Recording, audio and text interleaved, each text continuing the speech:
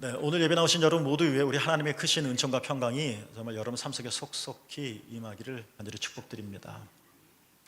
누구나 다 한 번 신앙생활하는 거 재밌게 하고 싶다. 여러분 다 똑같은 생각이시죠? 저도 목회를 뭐 2번 하는 것도 아니고 평생 이제 1번 하는 건데 행복한 목회가 되었으면 좋겠다 하는 것이 저의 바람입니다. 이양하는 목회 즐거웠으면 좋겠다. 이양 믿는 예수님 정말 활력이 있었으면 좋겠다 합니다.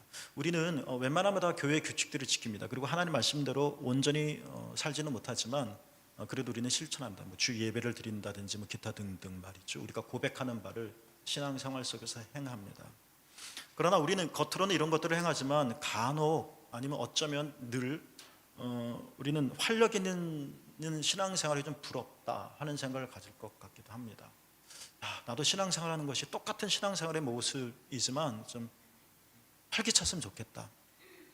내 안에 뭔가 하나님이 주신 생명이 우리 안에 가득해서 그 힘으로 우리가 신앙생활을 기쁘게 했으면 좋겠다. 죄송합니다. 이런 아쉬움, 또 부러움 이런 것들을 느낄 때도 있을 거예요. 여러분 정말 우리는 어떻게 하면 활력 있는 신앙생활을 할 수 있는 걸까요? 우리가 그러한 목표를 정말 그러한 소망이 있다면 우리가 반드시 해야 할 가장 중요한 질문이 하나 있습니다. 이 질문은 정말 우리가 신앙생활하는 데 엄청나게 중요한 건데요. 질문의 내용은 이런 겁니다. 권사님 이거 안 나오네요. 뭐예요? 나는 누구인가 하는 겁니다. 무슨 이거 인문학 책에서 볼 수 있는 질문 아니 이게 신앙적인 질문인가요? 이거 뭐 인문학 책에서 찾을 수 있는 거 아닌가요? 라고 생각하실는지 모르겠지만 나는 누구인가라는 것은 단순히 인문학적인 질문이 아니라 이거야말로 성서적인 질문이고요. 성서가 우리에게 끊임없이 제기하는 질문이고요. 그리고 여기에 대해서 우리가 어떤 말이든지 대답을 할 수 있어야 합니다. 이 대답을 하지 못하면 내 신앙생활은 흔들리게 되어졌다는 겁니다. 나는 누구인가. 여러분 거울 보십니다. 거울을 보죠. 진짜 우리는 거울을 보는 거예요. 그렇죠? 거울을 봐요. 그런데 우리는 거울을 보면서 거울만 보는 게 아니라 거울에 비춰진 나를 봅니다. 그렇죠? 거울만 보는 사람은 없습니다. 근데 또 나를 보려면 거울을 봐야 합니다. 거울을 보지 않고 나를 볼 수는 없습니다. 어쩌면 이게 적절한 비유가 아닐런지도 있겠지만 우리가 하나님을 본다는 것, 우리가 하나님을 믿는다는 것, 신앙생활을 한다는 것, 예수님을 믿는다는 건 뭐냐? 거울을 보는 것과 비슷한 면이 있다는 겁니다. 내가 거울을 잘 보면 거기에 비춰진 나의 모습을 잘 보듯이 내가 하나님을 잘 보면 아주 쉽게 말하면 신앙생활을 잘 한다는 것은 하나님 안에서 비춰진 나를 잘 본다는 겁니다. 거울 속에 비춰진 나에 대해서는 전혀 관심이 없고 거울 자체만 관심을 갖는다면 이건 반쪽짜리 행위겠죠. 하나님을 믿는다는 것이 보다 나를 찾는 것이 좋다는 인문학적인 질문을 여러분에게 드리는 게 아니라 신앙생활이란 그게 전부는 아니지만 신앙생활 궁극적으로 하나님을 신뢰하고 그분을 따르는 거고 살아가는 거지만 그러나 그 과정 속에서 거울을 보는 과정 속에서 당연하고도 필연적으로 내 자신을 볼 수 있게 되듯이 신앙생활에는 뭐냐? 하나님 안에서 그리스도 예수 안에서 예수님이 하나님의 형상이라고 했잖아요. 예수 그리스도를 믿는다는 건 그분 속에서 그분 안에서 내가 누구인지를 날마다 대답해 나가는 겁니다. 이게 굉장히 중요해요. 나를 봐야 신앙생활을 제대로 할 수 있는 거예요. 왜곡되지 않는 거예요. 그래서 나는 누구인가라는 질문이 굉장히 중요하고요. 요즘처럼 정말 그 대책 없는 그런 혼란의 시대 속에서 상대적인 시대 속에선 젊은이들이 정말 중요하게 해야 될 질문이죠. 나는 누구인가? 뭐 소크라테스가 되라, 철학자가 되라, 뭐 그렇게 살라는 그런 말씀이 아닙니다. 다 나름대로의 대답을 할 수 있어야 한다는. 우린 그런 질문조차도 잘 안 하거든요. 신약성경 얘기 들어가 볼까요? 예루살렘에 엄청난 박해가 일어났습니다. 처음에는 예루살렘 한 곳에 교회가 있었잖아요. 그러니까 예루살렘에 믿던 사람들이 못 살겠죠. 흩어졌습니다. 예루살렘에서 사방으로 흩어나갔는데 특히 시리아 또는 수리아라고 하는 안디옥이라고 하는 곳에 도시에 안티오크라고 하는 이 도시에 도달하게 되지요. 그런데 놀라운 것은 사도행전 11장 23절 말씀을 보면 주님이 그들과 함께 하셨다라고 말을 합니다. 예, 맞아요. 그들은 놀러 간 게 아니죠.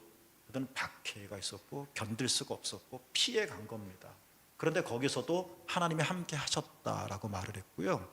그리고 그들이 굳센 마음으로 주님을 더욱더 의지했다. 이게 사도행전 11장 23절 말씀입니다. 그들의 삶이 평안했다는 게 박강석한 거 아니에요. 정말 삶이 어려웠어요. 그런데도 주님이 함께 하셨고 그들이 마음을 굳게 해서 더욱더 주님을 의지했다는 건데, 오늘 좀 주목해 볼 말씀, 신약성경 본문은 이런 말씀이 나오죠. 이런 상황인데 어떤 말씀이 나오냐면 이거 계속 안 나오네요. 제가 뭐 잘못하나? 네. 권사님이 좀 해주셔야 될 것 같은데 이게 왜 안 나오죠? 네, 아무튼 드디어 나오네. 이게 원래 그 명문장은 나중에 나오는 겁니다. 말할 때 즉시 나오면 사람들이 별로 관심을 안 갖거든요.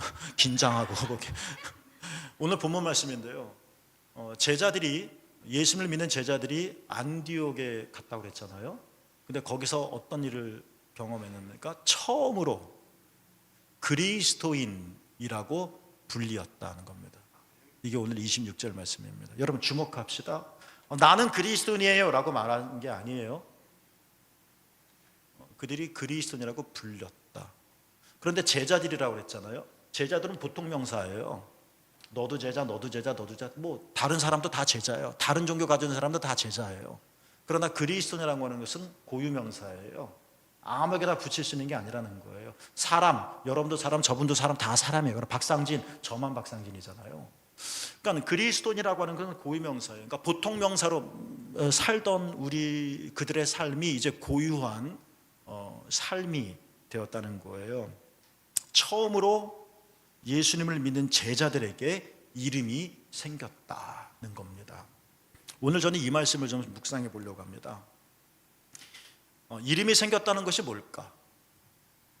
그 제자들마다 각각 어떤 이름이 있었겠죠? 동사무소에 등록된 이름이 있을 거예요. 그런데 그리스도인이라고 하는 또 다른 이름을 받았다는 거죠. 이렇게 다른 이름을 받았다는 것이 그들에게 있어서는 어떤 의미로 경험되어졌을까 하는 거예요. 오늘 이 두 가지를 좀 묵상해보고 말씀을 풀어가려고 하는데요. 이름이 바뀐다고 하는 것은 뭘까? 이름이 바뀐다는 것은 뭘까? 운동선수 중에 너무나도 운동이 안 되니까 장명서 가서 이름을 바꾸는 분이 있어요. 그랬더니 똑같더라. 아니면 그랬더니 잘 되더라. 뭐 뉴스에 나와요. 이름이 바뀐다는 건 뭔가? 정말 내 인생이 그냥 지긋지긋하고 정말 우여곡절이 너무 많아서 이름을 한번 바꿔볼까 하는 사람도 있어요. 근데 이름이 바뀐다는 게 뭘까? 정말 이름을 바뀌면 진짜 대박을 치는 걸까? 이름만 바꾸면 되는 걸까? 그런 건가요? 그럼 저도 이름 바꿔보게요. 이름이 바뀐다는 게 진짜 무슨 의미일까?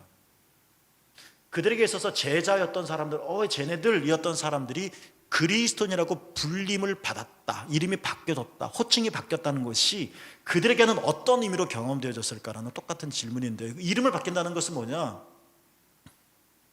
그 이름에 응답해 가는 과정이라는 거예요. 내가 어떤 이름을 받았다.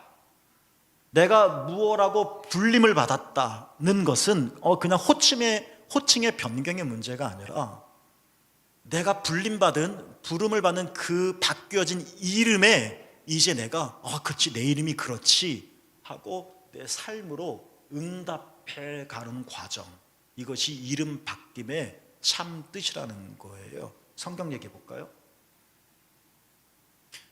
구약 성경에 아브라함 나오죠. 이게 제때 안 되네요.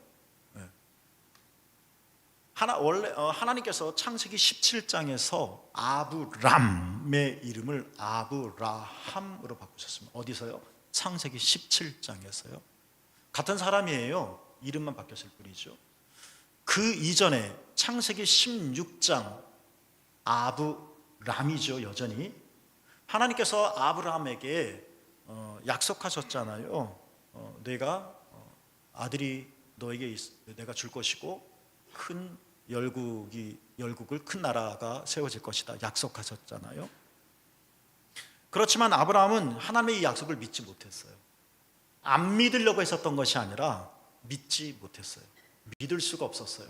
믿고 싶었지만 상황이 나이도 늙고 이제 임신도 할 수 없고, 아니 이렇게 수십 년 동안 없는데 또 생길 수 있을까라는 소망도 작아지고, 안 믿으려고 했었던 거잖아요. 여전히 믿고 싶었지만 이러한 상황 속에서 하나님의 약속에 대한 믿음이 흔들리기 시작했죠. 그래서 하갈을 통해서 이스마엘을 낳아요. 딱 맞지는 않지만 그 이스마엘이 지금 아랍의 조상이라고 말을 하잖아요. 자, 그런데 창세기 18장에서 그러니까 이름이 바뀌었어요. 아브라함에서 아브라함으로 바뀌었어요. 놀라운 일이 일어났죠. 천사들이 아브라함 집에 방문을 해요. 약속하지요. 내년 이맘때쯤에 너희에게 아들이 있을 거다. 장막뒤에서 사라가 이 말을 들었어요. 어땠죠? 웃었어요. 기가 차거든요. 아니 이 늙은 부부가 어찌 이 일이 가능하겠습니까? 민망하다는 이야기가 아니에요. 민망함을 넘는 이야기는 불가능하다는 거예요. 그래서 웃었어요. 헛웃음밖에 나올 수가 없었던 거잖아요.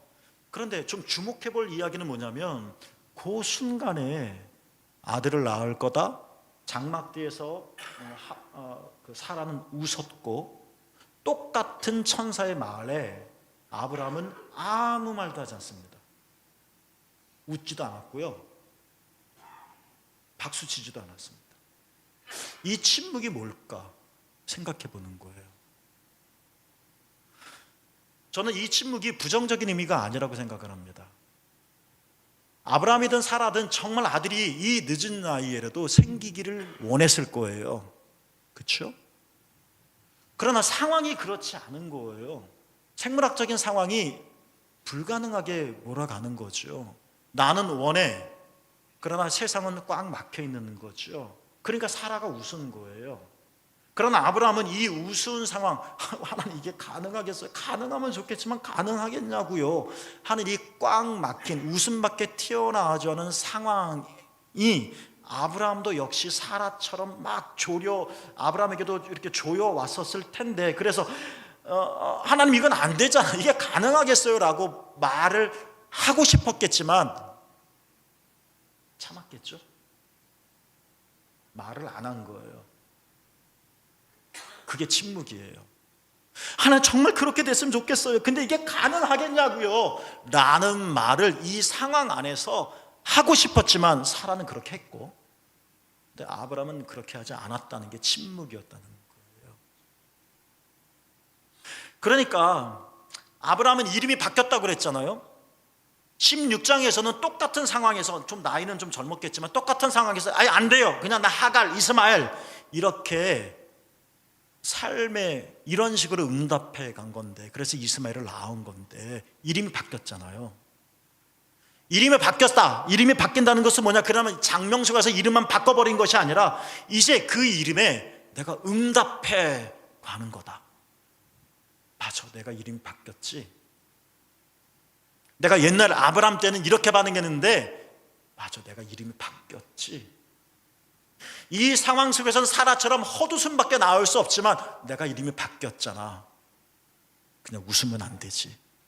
속에서는 안 된다, 안 된다는 말이 당연하게 들려오겠지만 내가 이름이 바뀌었잖아. 이거 누르고 침묵하고 마음에 간직한 것이 아니었을까요? 진짜 어떻게 됐나요? 1년 후에 진짜 아들이 생겼습니다. 할렐루야. 구약성경 볼까요? 하나님께서 이스라엘이 차지할 땅, 약속하신 땅, 가나안 땅이죠. 지금의 팔레스타인이에요. 성경에 여러 가지 말로 표현하고 있어요. 아름답다, 적과 꿀이 흐른다, 뭐 기타 등등 신명기 읽어보면 그 땅이 얼마나 좋은지. 여러분, 실제로 우리가 팔레스타인 생각하면, 유대 땅 생각하면 사막, 돌짝밭 이렇게 연상이 되죠. 남쪽은 그래요. 그런데 그때 우리 팔레스타인, 이스라엘 성지순례 가신 분 아시겠지만 북쪽은 어떤가요? 진짜 비옥했죠. 물이 콸콸콸 흐르고요, 나무들이 무성하고요, 열매들이 얼마나 맛있는지 몰라요. 비옥한 땅이에요. 하나님이 이스라엘에게 그냥 거친 땅만 주신 게 아니라, 거친 땅을 주신 게 아니라 정말 아름다운 땅을 주셨고 약속하신 거예요. 그런데요, 그 땅에는 분명히 아름답고 분명히 풍족한 땅이지만 그 땅은 뭐예요? 이방인이 살고 있었어요. 성경 그것을 일곱 족속이라고 말을 해요. 실제로 일곱 족속이 살고 있었죠. 그러니까 이스라엘 사람들이 가나안 땅에 들어가게 되면 혼자 그 땅에 사는 것이 아니라 일곱 족속과 함께 살 수밖에 없어요. 다 몰아내려고 했었지만 사사기를 읽어보면 다 몰아내지를 못했고 일곱 족속들이 군데군데 살았어요. 그렇게 부딪힐 수밖에 없었겠죠. 근데 이렇게 살다 보니까 이 이방인들의 선진 문화의 유혹이 끊임없이 이스라엘 사람들에게 날아왔단 말이에요. 그래서 신명기 7장 3절과 4절 말씀을 읽어보면 이런 얘기가 나와요. 하나님, 너는 절대로 그들과 결혼하지 말아라. 분명히 하나님께서 말씀하셨지만 알았습니다. 내가 가나안 땅에 들어가면 절대로 그런 일 없을 겁니다. 하나님만 섬기겠습니다라고 지금 찰떡같이 약속을 했지만, 그리고 그 마음도 진실이었지만 실제로 가나안 땅에 들어가서 이 일곱 족속과 살다 보니까 아무래도 접하고 만나게 되다 보니까 부러운 거죠. 아직 나라라고 하는 인류학적으로 나라가 형성되기 이전의 시대였으니까 부족 자체가 나라였어요. 그런데 여러분, 이스라엘 사람들은 40년 동안 광야를 걸어온 백성들이니까 이게 꼬라지가 이게 있겠어요?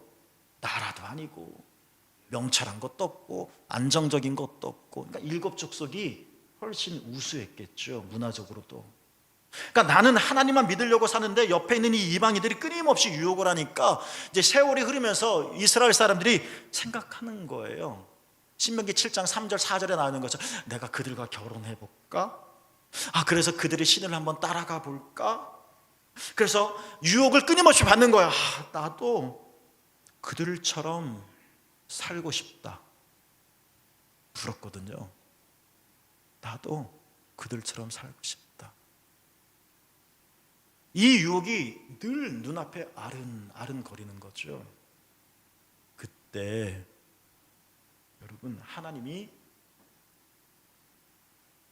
신명기에는 아직 들어가진 않았지만 너희가 들어가게 되면 그런 일이 일어날 건데 하면서 미리 앞서서 말씀해 주신 책인데요. 그때 실제로 이스라엘이 그랬죠. 그때 하나님을 물으시는 거예요. 야, 부럽다. 나도 한번 그들 따라 그들처럼 살아볼까? 준엄하게 하나님의 음성이 들리는 거죠. 너는 누구냐? 그러면서 신명기 7장 6절 앞부분에 세 번역으로 옮기면 이런 말씀으로 대답해 주세요. 너는 하나님의 거룩한 백성이다. 이 말을 하는 거예요. 여러분, 이게 이스라엘 백성의 이야기만이 아니죠. 사실 우리도 유혹을 받지요. 저도 유혹 받아요. 나도 요령 피워볼까? 나도 쉽게 해볼까? 정도가 뭔지를 알지만 당장 눈앞에 탐욕에 휩쓸려서 훌쩍 건너뛰어 볼까? 그냥 눈 감고 해볼까? 저도 유혹받죠. 여러분도 마찬가지잖아요. 나도 돈 벌어볼까? 나도 세상 사람처럼 재밌게 살고 싶다. 나 더 이상 구속받지 않고 이거 해라 저거 해라 구속받지 않고 편하게 살고 싶다. 자유롭게 살고 싶다. 우리도 유혹받아요. 소위 우리 삶 주변에 있는 일곱 족속의 유혹을 받는다. 그래서 그들을 따라 살고 싶다. 나도 쟤네들처럼 똑같이 살아서 나도 좀 부자가 되고 싶다. 나도 그냥 이렇게 살고 싶다. 그냥 흥청망청 살고 싶다. 이런 유혹을 우리도 받는다고요. 그때 하나님이 우리에게 물으시는 거예요. 너는 누구냐? 나는 누굽니까? 여러분 누구십니까? 그래요. 여러분은 그리스도인입니다. 아멘. 여러분은 하나님의 거룩한 백성이에요. 아멘. 잊지 말라는 거예요, 이 사실을. 아멘. 가나안 땅이 정말 진공 상태처럼 유혹이 하나도 없는 땅이 아니라 우리 삶이 예수 믿고 나니까 정말 풍파가 하나도 없는 그런 삶이 아니라 끊임없는 유혹. 아유, 이거 다 내려놓고 나도 따라 살고 싶다. 우리 애들 어찌됐든 지금 공부시키고 대학만 들어가면 그때 신앙생활 하겠다. 좀 돈 벌어놓고 한번 예수 믿어보겠다. 진짜 그러던가요? 6년 동안 교회 안 다니게 하고 학원 보냈다가 대학교 가니까 아이들이 진짜 신앙생활 하던가요? 통계가 나오잖아요. 우리 유혹 받은 거잖아요. 그때 하나님께서 우리에게 질문을 던져주신다는 거예요. 너는 누구냐? 재미없게 살라는 말이 아니라, 좀 이상하게 특별하게 살라는 말이 아니라, 내가 누구인지를 너를 구원하신 분이 누구인지를 기억하며 살라는 거예요. 너는 그리스도인이다. 너는 하나님의 거룩한 백성이다. 딸랑딸랑 유혹하며 그냥 모른 척하며 그냥 은근슬쩍 넘어가면서 이방인과 똑같이 살려고 할 때 저 기억하라는 거예요. 여러분은 그리스도인입니다. 여러분은 하나님의 거룩한 백성입니다. 이 사실을 기억하세요. 이게 복된 길이라는 거예요. 이 아름다운 땅에서 영원히 살 것이라고 하나님께서 약속하셨지만 실제로 여호수아 이후에 가나안 땅에 들어가 살고 있는 이스라엘 역사를 보세요. 적어도 성경상에 나와 있는 역사를 보세요. 진짜 그 땅에 가서 행복하게 살았나요? 기원전 722년에 아수르에게 멸망했죠. 북쪽 지파 다 10지파 없어졌어요. 기원전 586년에 바벨론에게 멸망해서 남유다가 역사 속에 사라졌어요. 이스라엘 역사가 공백이 됐어요. 1947년인가요? 그때 비로소 우린 45년 해방됐죠. 그제 비로소 팔레스타인에 이스라엘 땅이 생긴 거예요. 이 긴 역사에 유랑하며 살았어요. 약속의 땅에서 들어갔다고 약속을 행복하게 사는 것이 아니라 기억하라는 거예요. 기억하라, 내가 누구인지를. 두 번째로 우리가 생각할 것은 뭐냐면, 이름은 받는 거라는 거예요. 나 이 이름, 내가 이 이름이 마음에 안 들어 하고 내가 휙 바꿔버리는 게 아니에요. 뭔가 우리 신앙적으로 말하면 영적인 체험이 있고, 이렇구나 라고 내게 새로운 이름이 주어지는 거예요. 안디옥 교인들은 나를 이제 그리스도라고 불러주세요 말하지 않았어요. 그러나 사람들이 그리스도인이다, 너희는 그리스도인이다, 그 이름을 받았어요. 초대교회에서는요, 처음에는 아이가 태어나면 그 이름을 교회가 지어줬어요. 개신교에서는 하지 않지만 저는 사실 하고 싶은데, 카톨릭, 그러니까 원래 기독교죠. 개신교가 종교개혁 이전에. 그때 여러분 아시는 것처럼 세례를 받을 때 뭐가 있어요? 세례명이 있어요. 원래 주민등록상에 이름이 있지만 너는 이제 세례라고 하는 특별한 예식을 통해서 너는 이러한 존재다 라고 이름을 받는 거예요. 내가 이름을 짓는 게 아니라 받는다는 거예요. 우리에게는 여러분 다 이름이 있죠. 그러나 우리에게는 예수님으로부터 이름을 받았어요. 무슨 이름이요? 그리스도인이다 라는 이름을 받았다는 거예요. 자, 여러분, 이 받았다는 말이 무슨 의미일까를 좀 생각해 볼게요. 이름 예쁘다, 나 지금 이렇게 할래, 내가 선택한 이름이 아니라 어떤 계기와 사건을 통해서 이름을 받았다는 것이 도대체 어떤 엄청난 의미가 있는 걸까? 어떤 한 청년이 있었어요. 열심히 신앙생활했죠. 세례도 받았어요. 그러던 청년이 대학에 입학하면서 타지에 가게 됐다죠. 그런데 그 사이에 많이 변해버렸어요. 교회 나가지 않았죠. 방학 때 고향으로 돌아왔지만 주일날에도 교회 출석하지 않았어요. 목사님 잘 알죠. 꼬맹이 때부터 보아주셨고 세례도 베푸셨던 분이시니까. 이 청년이 의아하게 목사님을 찾아갔어요. 그리고 말했죠. 내가 대학에 다니면서 종교에 대해서, 신앙에 대해서 엄청 많이 생각을 하게 되었는데요, 목사님, 결론은 교회에 다닐 필요가 없다는 거예요. 신앙생활을 할 이유가 없다. 말을 했어요, 목사님께. 그런데요, 목사님이 이 청년의 말을 듣고, 아들 같은 이 청년의 말을 듣고 걱정 하나도 없는 듯이 막 웃으는 거예요. 그러니까 청년은 목사님에게, 아버지 같은 목사님이 이런 말을 하면 목사님은 막 화를 내실 줄 알았는데, 아니 웃어. 아무 문제가 없다는 듯이 언짢은 거예요, 오히려.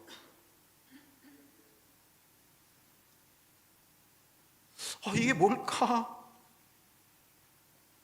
그러자 목사님이 그 청년에게 이렇게 말을 했다죠. 말이 긴데 제가 좀 줄여봤어요. 이런 말을 했어요. 얘야, 나는 네가 정말 하나님에게서 벗어날 수 있을지 확신이 안 선다. 점점 더 헷갈리죠? 아니, 난 지금 벗어났는데. 목사님이 말을 계속 들어보실래요? 네가 세례를 받았을 때 주님은 너를 끝까지 돌보시겠다고 약속하셨단다. 네가 올 여름에 교회에 나타나지 않는다고 해서 하나님은 너를 버리지 않죠. 주님은 너를 당신의 것이라고 여전히 말씀하신단다. 이 말을 들으니까 청년이 황당한 거예요. 아니, 나는 지금 이제 목사님 끝이에요 라고 선언하고 갔는데 목사님 이게 아무 문제가 없다고 말씀하면 이거 도대체 뭐야?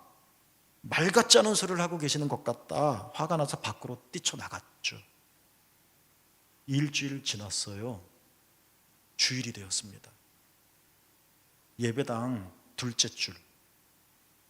그 자리는 그 청년이 어렸을 때부터 엄마 아빠에게 예배 드릴 때 앉았던 그 자리였어요. 거기에 앉아서 예배를 드렸대요. 그럼 이게 뭘 말하는 걸까요? 저는 이런 질문 드렸어요. 이름을 받았다는 것이 무슨 의미일까? 좋은 이름인데 저 주세요, 이런 걸까? 그냥 새로운 이름이 생긴 걸까? 내가 좋은 이름을 선택한 게 아니라 어떤 사건과 계기를 통해 내가 이 이름이 내게 불려졌다, 이 이름을 내가 받았다. 이게 무슨 의미일까? 내가 그리스도인 되겠습니다라고 선언한 게 아니라 내가 하나님의 은혜로 그리스도인 되었다라는 것이 무슨 의미일까? 구약 성경에 다시 돌아가 봐요. 이스라엘이 차지할 땅에 신명기 7장 1절에 보면 7 족속이 살고 있었다고 그랬죠. 강했어요. 말씀드렸듯이 광야 40년을 걸어온 이스라엘 백성은 오합지졸일 거 아니에요. 군사훈련을 제대로 했겠어요? 제대로 먹었겠어요? 반면에 7 족속은 정착 생활을 하고 있었으니까 군사적인 안정감도 있었을 것이고 정치, 경제 시스템이 있었겠죠. 그리고 한 족속이 아니라요, 7 족속이에요. 싸움이 될까요? 그래서 7장 1절에 보면 신명기 이렇게 말하죠. 이스라엘 사람들이 차지할 땅에는 누가 있었어요? 사람들 7 족속이 있는데 그들이 어땠다고요? 강했다, 수가 많았다. 이거 게임이 안 되는 거예요. 명백한 거죠. 갑자기 이스라엘 사람이 슈퍼맨이 됐다는 이야기 아니에요. 갑자기 막 날아다니게 됐다, 이런 얘기가 아니에요. 현실적으로 이길 수가 없어요. 군사 수가 안 돼요. 두렵죠. 신명기에서 그런 고백이 나옵니다. 우리가 이걸 어떻게 쫓아낼 수 있겠느냐, 이 사람들을 쫓아내야 우리가 들어갈 텐데 어떻게 쫓아낼 수 있겠느냐. 실제로 이런 고백이 나와요. 두렵죠. 오만 가지 생각이 들 겁니다. 오만 가지 생각이. 두려우니까. 그때 하나님이 이스라엘 백성에게 물으신 거예요. 뭐라고 물으셨어요? 너는 누구냐? 또 물으시는 거예요. 그리고 말씀하세요. 세바적 성경에 의하면 오늘 본문이죠. 너는 하나님이 보배로 삼으신 백성이다. 말씀하시는 거예요. 아이고 내 새끼 그냥 얼른다는 이야기가 아니에요. 여러분, 여러분의 수중에 있는 다이아몬드를 그냥 창가에 두시렵니까? 금, 은을 문 밖에 두시렵니까? 도둑이 훔쳐가세요 라고 내놓겠습니까? 귀하니까 꽁꽁 보관하잖아요. 귀하니까 잘 안 보이게 하려고 하는 거 아니에요. 그런데 우리를 보배로 삼으셨다는 이야기는 귀하다는 얘기고, 너희는 누구냐? 하나님이 보배로 삼으신 백성이라는 이야기는 와 우리 잘났다 공주병에 걸리라는 이야기가 아니라요, 하나님이 여러분을 지키신다는 거예요. 저는 수가 많지만, 저들은 강하지만, 우리가 불가능하지만, 내 인생의 시간을 내가 원하는 대로 만들어갈 수는 없지만, 내가 계획한 대로 다 되는 것은 아니지만, 어찌됐든 하나님이 끝까지 지키신다는 거예요. 내가 원하는 대로 걸음걸음이 되지는 않지만 하나님이 끝까지 인도하신다는 거예요. 왜요? 하나님이 보배로 삼으셨기 때문에. 두려워서 발발거리고 어떡할까? 그냥 일곱 척석 찾아가서 그냥 알아서 무릎 꿇을까? 그냥 당신의 종으로만 살게 해주십시오라고 할까? 너는 누구냐? 하나님이 보배로 삼으신 백성이다. 그러니까 가나안 족속에게 굴종하지 말라는 거예요. 두려움에 물러서지 말라는 이야기겠죠. 여러분, 우리에게도 두려움이 있어요. 저도 마찬가지예요. 저도 걱정되는 게 있어요. 그러니까 기도하죠. 저도. 이 두려움은 항상 우리를 따라다녀요. 얼마나 우리의 영향이 크면 주님께서 두려워하지 말라는 말을 얼마나 많이 하셨습니까? 두려움 없는 사람 없어요. 너무 두려워서 우리는 파도를 마주 보고 있을 뿐인데 이미 우리는 죽은 사람처럼 행동하잖아요. 하나님 우리에게 물으세요. 너는 누구냐? 신앙생활은 거울을 보는 거라고 그랬잖아요. 우리는 거울도 보지만 거울에 비친 나를 보잖아요. 너는 누구냐? 하나님이 보배로 삼으신 백성이다. 하나님이 지키신다. 여러분은 누구십니까? 여러분에게 어려운 일이 분명히 생길 거고, 힘에 버거운 일도 겪게 되어질 것이고, 상심도 하시게 될 거고, 계획대로 되지 않아 가슴이 쓰리기도 하실 거고 등등 있겠죠. 나는 누구인가? 너희는 하나님이 보배로 삼으신 백성이다. 지킨다는 거예요. 지켜주신다.